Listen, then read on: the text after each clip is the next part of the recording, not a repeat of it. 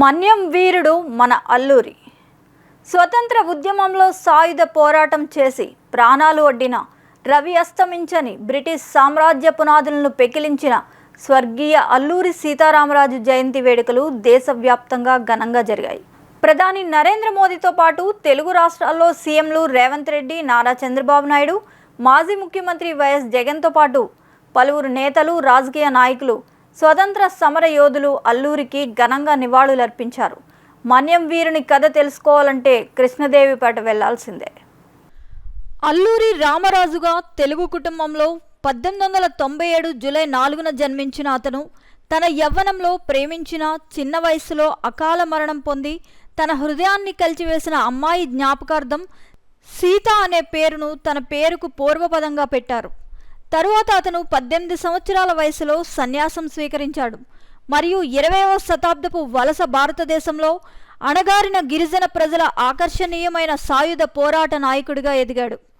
మన్యం తిరుగుబాటు లేదా 1922 నాటి రంప తిరుగుబాటు నాయకుడిగా అల్లూరి సీతారామరాజు బ్రిటిష్ వలస పాలకులకు వ్యతిరేకంగా తన దళాలను పూర్వపు మద్రాసు ప్రెసిడెన్సీలోని తూర్పు కనుమల ప్రాంతం నుంచి బహిష్కరించే లక్ష్యంతో నడిపించారు. బ్రిటిష్ వారిని గడగడలాడించిన మహోన్నత విప్లవకారుడు. తిరుగుబాటు సమయంలో అతను తన తక్కువ సన్నద్ధమైన దళాల కోసం తుపాకీలను సంపాదించడానికి ఇంపీరియల్ పోలీస్ స్టేషన్లపై అనేక దాడులకు నాయకత్వం వహించారు. ప్రతి దాడి తర్వాత అతను అక్కడ తన దోపిడీ వివరాలను పోలీసులకు తెలియజేస్తూ తన సంతకంతో స్టేషన్లో రాసిన నోట్ను వదిలివేసేవారు. అతను సంపాదించిన ఆయుధాల వివరాలతో సహా బ్రిటిష్ వారు అతన్ని ఆపడానికి సాహసించారు. అన్నవరం, అడ్డతీగల, చింతపల్లె, దమ్మనపల్లి, కృష్ణదేవిపేట, రంపచోడవరం, రాజవమ్మంగి, నర్సీపట్నం పరిసర ప్రాంతాల్లోని పోలీస్ స్టేషన్లు అన్నింటినీ లక్ష్యంగా చేసుకున్నారు. దీని ఫలితంగా పోలీసులు గణనీయమైన ప్రాణ నష్టానికి పాల్పడ్డారు. ఈ దాడులకు ప్రతిస్పందనగా మరియు తిరుగుబాటును అణిచివేసేందుకు బ్రిటిష్ వలస అధికారులు అల్లూరి సీతారామరాజు కోసం దాదాపు 2 సంవత్సరాల సుదీర్ఘ వేటను చేపట్టారు.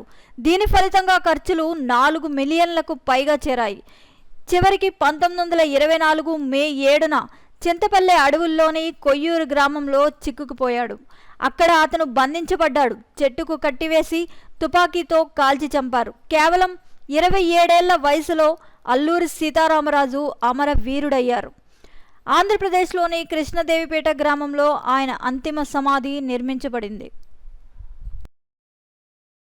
నిరంతర సంచలన వార్తా సమాచారం కోసం వీక్షిస్తూనే ఉండండి మీ మా VST న్యూస్.